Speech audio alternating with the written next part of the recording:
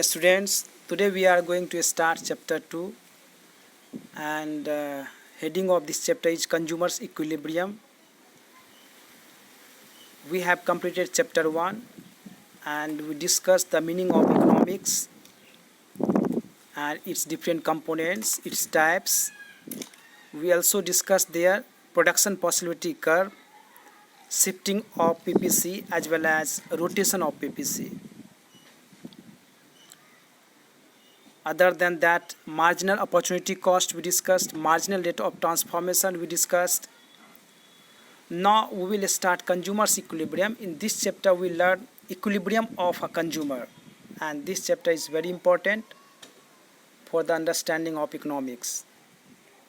Therefore we will put concentration and efforts to understand each topic of this chapter, that is consumers equilibrium. And if you don't understand the concept of consumers equilibrium, then it will be difficult for us to explore the other topics which are after this chapter. So the first thing is which consumer that we are going to discuss. Which consumer?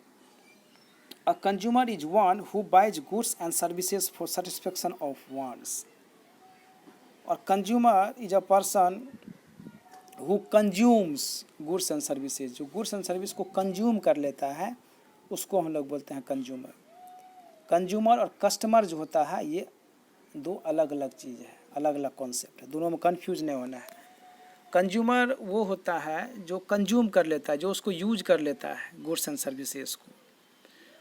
और customer वो होता है जो consume नहीं भी कर सकता है. जैसे यदि कोई मशीन ख़रीदता है, कोई फैक्ट्री का जो मालिक है वो मशीन जाके ख़रीदता है कोई दुकान से, तो वो कस्टमर हुआ, क्योंकि वो मशीन को कंज्यूम नहीं करेगा, वो जो मशीन को यूज नहीं कर लेगा, बल्कि उसका प्रोडक्शन में उसका यूज किया जाएगा फर्दर प्रोडक्शन के लिए, तो उसको हम लोग बोलते हैं कस्टमर. तो ये दोनों अलग अलग जो है इसका कॉन्सेप्ट है. तो कंज्यूमर उसको बोलेंगे जो कंज्यूम करता है, जो उसको यूज कर रहा है. So consumer is one who buys goods and services for satisfaction of wants. मतलब वांट्स का सेटिस्फेक्शन के लिए, अपना सेटिस्फेक्शन के लिए जो गुड्स एंड सर्विस को आप खरीदते हैं, बदले में आप क्या देते हैं? मनी देते हैं, पे करते हैं. ऐसा नहीं है कि आप जो है मुफ्त में आपको मिल रहा है गुड्स एंड सर्विसेज. आप जब जाते हैं शॉप या शॉपिंग के लिए आप जाते हैं, शॉप जाते हैं, मार्केट आप जाते हैं, तो वहाँ पे आप गुड्स सर्विस को खरीदते हैं, उसके बदले में जो है मनी पे करते हैं. So a consumer is one who buys goods and services for satisfaction of wants. और क्यों आप खरीदते हैं गुड्स? यदि आपसे पूछा जाए कि आप गुड्स को क्यों खरीदते हैं, तो इसका आंसर होगा for fulfilment of satisfaction. Okay, तो सेटिस्फेक्शन के लिए आप जो है उसको खरीदते हैं. Now what is the objective of consumer? Consumer का मेन ऑब्जेक्टिव क्या होता है? एज ए कंज्यूमर हम सभी कंज्यूमर जो है कभी न कभी रहे हैं, दुकान जाते हैं, मार्केटिंग करने जाते हैं, तो उसमें हम लोग कंज्यूमर हो जाते हैं. तो हम लोग का मेन ऑब्जेक्टिव क्या होता है? कंज्यूमर का क्या ऑब्जेक्टिव होता है? The main objective of consumer is to get maximum satisfaction. इस चीज़ को हमेशा याद रखना है. From spending his her income on various goods and services. Consumer का जो मेन ऑब्जेक्टिव होता है वो होता है to get maximum satisfaction, not minimum satisfaction और जस्ट सेटिस्फेक्शन. नो, हमेशा कंज्यूमर चाहता है कि उसको जो है जो पैसा जो है खर्च कर रहा है, जो मनी वो एक्सपेंड कर रहा है, उसमें उसको मैक्सिमम सेटिस्फेक्शन मिले, सबसे ज़्यादा से ज़्यादा. So this is the main objective of the consumer. Next one is equilibrium. अब यहाँ पे चूँकि कंज्यूमर्स इक्विलिब्रियम यहाँ पे टॉपिक का नाम है, और कंज्यूमर्स के बारे में आप समझ गए कंज्यूमर किसको बोलते हैं, कंज्यूमर को किसको बोलते हैं ये समझ गए. इक्विलिब्रियम का मतलब क्या होता है? इक्विलिब्रियम का मतलब होता है it means state of rest और position of no change. State of rest, stable position जो होता है, जहाँ से जो है कहीं भी नहीं जाएगा, नहीं आगे नहीं पीछे, कहीं भी नहीं जाएगा, वो एक स्टेट पोजीशन, एक फिक्स पोजीशन जो हो जाता है, स्टेबल पोजीशन जो हो जाता है. स्टेट ऑफ रेस्ट जिसको बोलते हैं, जो रेस्ट में आ जाता है कोई भी गुड्स एंड सर्विसेज. जैसे फिजिक्स में आप पढ़ते हैं कोई गुड्स एंड सर्विस रेस्ट में आ जाता है, इक्विलिब्रियम में आ जाता है. तो यहाँ पे इकोनॉमिक्स में जो है जब एक कंज्यूमर जो है मैक्सिमम सेटिस्फेक्शन जब मिल जाता है उसको कंज्यूमर को, तो वो जो इक्विलिब्रियम में आ जाता है, यानी कि स्टेट ऑफ रेस्ट में जाता है। अब उसको ज़्यादा सेटिस्फेक्शन चाहिए नहीं, क्योंकि मैक्सिमम सेटिस्फेक्शन पा चुका है। तो मैक्सिमम पा चुका है तो अब कंज्यूमर जो है सेटिस्फाइड है और वो जो है इक्विलिब्रियम में है। तो consumers equilibrium means state of rest और पोजीशन ऑफ नो चेंज। तो कब होता है कंज्यूमर इक्विलिब्रियम में? A consumer is said to be in equilibrium when he does not intend to change his or her level of consumption, or when drives maximum satisfaction. जब maximum satisfaction को drive करता है, पा लेता है, तो consumer जो है आपको इक्विलिब्रियम में आ जाता है। कंज्यूमर इक्विलिब्रियम को हम लोग इसका जो लॉ है उसको आगे हम लोग पढ़ेंगे डिटेल्स में। अभी पहले कंज्यूमर का मतलब और इक्विलिब्रियम का मतलब, दोनों का मतलब I hope you have understood.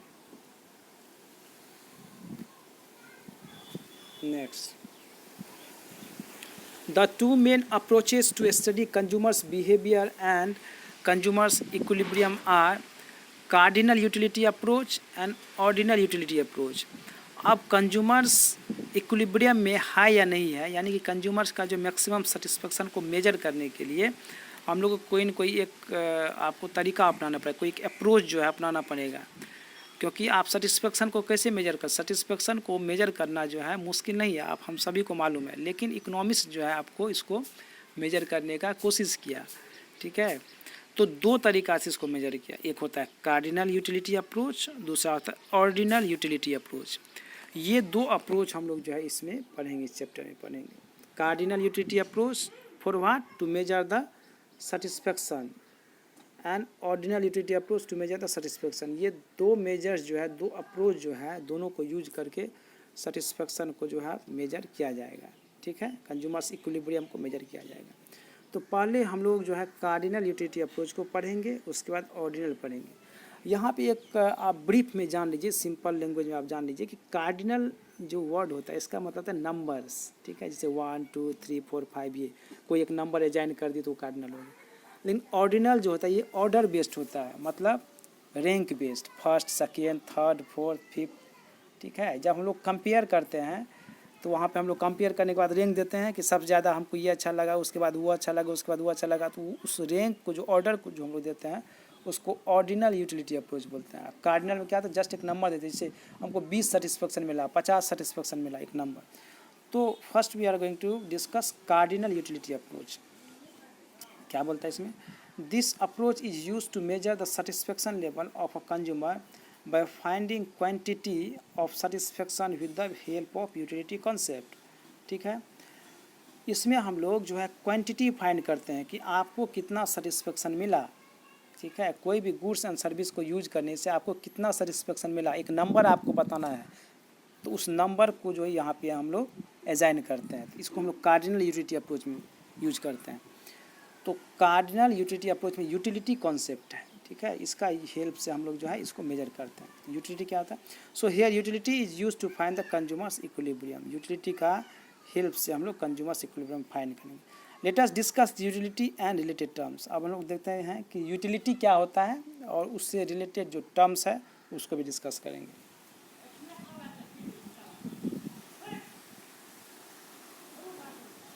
As we know, in cardinal utility approach, we measure the satisfaction in quantity. So concept of utility is developed to measure the satisfaction in numbers, जो हम पहले ही बता चुके हैं कि कार्डिनल यूटिलिटी अप्रोच में जो है हम लोग जो मेजर करेंगे किसी भी गुड्स सर्विस का जो सेटिस्फेक्शन जो मेजर करेंगे हम लोग कंज्यूमर का, तो उसको एक नंबर असाइन करेंगे, एक नंबर देंगे। ठीक है, तो इसीलिए यहाँ पे यूटिलिटी का हम लोग जो है यूज करते हैं। यूटिलिटी का कॉन्सेप्ट जो डेवलप हुआ। Now, what is utility?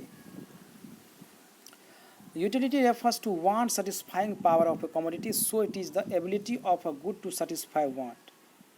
इस पे आप ध्यान रखें कि want satisfying power of a commodity is known as utility. What is utility? Want satisfying power of a commodity is known as utility. कोई भी गुड्स को आप जो कंज्यूम करते हैं, कोई भी सर्विस को जो आप यूज करते हैं, तो उसका जो पावर है आपका वांट्स को सेटिस्फाई करने का, उसको हम लोग बोलते हैं यूटिलिटी। जब एक आप आइसक्रीम खाते हैं तो उससे आपको सेटिस्फेक्शन मिलता है, तो इसका मतलब उस गुड्स में आइसक्रीम का जो है यूटिलिटी है। ठीक है, यानी कि कोई भी गुड्स एंड सर्विसेज इस दुनिया में जिससे आपको सेटिस्फेक्शन मिले, इसका मतलब उस गुड्स एंड सर्विसेज का आपके लिए यूटिलिटी है, ठीक है। तो उसको हम लोग जो मेजर करेंगे तो उसके लिए एक नंबर देंगे। ये कोई रूल फिक्स रूल नहीं है कि नंबर जो है किस तरह से देंगे, क्या देंगे। आप कोई भी आप जो है नंबर अजाइन कर सकते हैं, कोई भी नंबर आप दे सकते हैं। तो utility refers to want satisfying power of commodity. किसी कमोडिटी का जो है ज़्यादा होगा वांट सेटिस्फाइंग पावर, किसी कमोडिटी का जो है कम होगा, ठीक है। जो जिसका ज़्यादा होगा उसको ज़्यादा हम लोग जो है नंबर देंगे, जिसका कम होगा उसको कम नंबर देंगे। Utility can be measured in cardinal terms, therefore by using cardinal measures of utility it is possible to numerically estimate utility which a person derives from consumption of goods and services। और चूँकि हम लोग cardinal utility approach use करें for the measurement of satisfaction, तो यहाँ पे हम लोग यदि यूटिलिटी को मेजर करते हैं तो हम लोग को ये पता चल जाएगा कि कौन सा गुड्स जो है कितना सेटिस्फेक्शन जो है कंज्यूमर को दे रहा है, यानी कि कौन सा यूनिट ऑफ गुड्स जो है कितना सेटिस्फेक्शन दे रहा है और कब जो है कंज्यूमर मैक्सिमम सेटिस्फेक्शन पा लेता है, यानी कि इक्विलिब्रियम को अजाइन कर लेता है। So utility is measured by an imaginary unit known as util. इसको याद रखना है कि यूटिलिटी का आपको यूनिट क्या है। जैसे हम लोग लेंथ को मेजर करते हैं, मीटर से मेजर करते हैं, टाइम को सेकेंड से मेजर करते हैं, तो उसी तरह से जो यूटिलिटी है उसको हम लोग किस चीज़ से मेजर करेंगे। तो उसके लिए कोई स्टैंडर्ड यूनिट नहीं है, लेकिन इकोनॉमिक्स सब जो है इसको एक यूनिट अजाइन कर दिया गया और वो उसको हम लोग बोलते हैं यूटिल। तो यूटिलिटी को हम लोग किस चीज़ से मेजर करेंगे, यूटिलिटी को हम लोग यूटिल से मेजर करेंगे। So what is unit of utility, unit of utility is यूटिल, इसको याद रखना है। जैसे मान लीजिए कि हम जो है एक आइसक्रीम खाए तो उसमें हमको 20 यूटिल्स जो है हमको सेटिस्फेक्शन मिला। फिर दूसरा आइसक्रीम खाए उसमें हमको जो है 15 यूटिल्स जो है सेटिस्फेक्शन मिला। तो इस तरह से आप मेजर कर सकते हैं।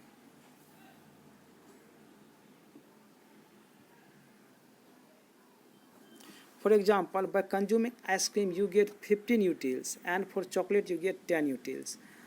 आप मान लीजिए आइसक्रीम खा रहे हैं उसमें आपको 15 यूटिल्स सेटिस्फेक्शन मिल रहा है, और यदि आप एक चॉकलेट उसी समय खा रहे हैं तो आपको 10 यूटिल्स मिल रहा है। तो इससे क्लियर है कि आइसक्रीम खाने में आपको जो है ज़्यादा सेटिस्फेक्शन मिल रहा है और चॉकलेट में आपको कम मिल रहा है। In this case ice cream has more utility than chocolate for you. There is no fix rule to assign the number, we may assign any value for the utility depending on the satisfaction level it provides. ठीक है, ये तो हम पहले बता दिया आपको।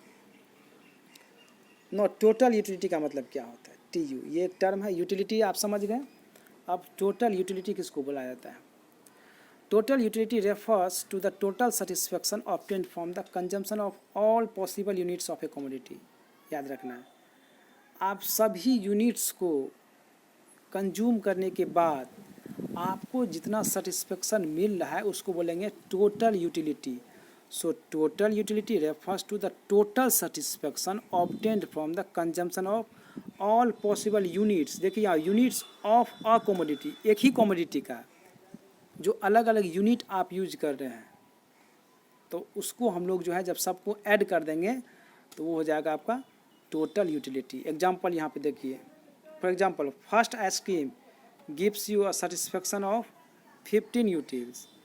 आप आइसक्रीम खाना स्टार्ट किए, मान लीजिए आइसक्रीम का मान लीजिए कंपटीशन हुआ और पहला आइसक्रीम जब आप खाए तो आपको 15 यूटिल सेटिस्फेक्शन मिला, सपोज डैट।